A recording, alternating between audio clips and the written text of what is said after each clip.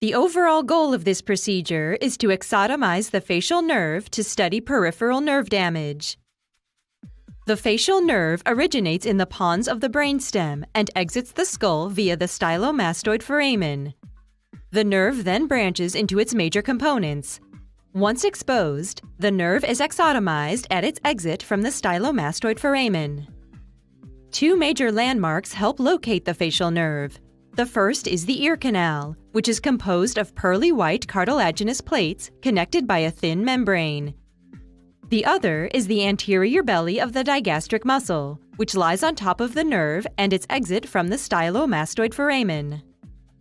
After the facial nerve is injured, the scientist can study multiple factors, such as motoneuron death or gene expression. The facial nerve injury model is one of the most well-characterized peripheral nerve injury models.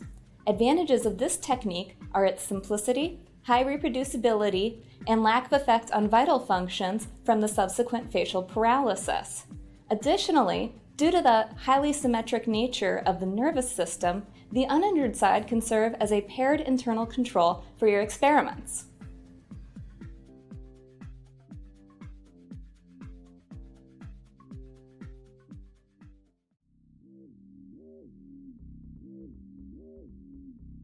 To maintain the use of aseptic techniques throughout this procedure, be sure to have all the tools autoclaved and have a glass bead sterilizer prepared to sterilize tools between operations.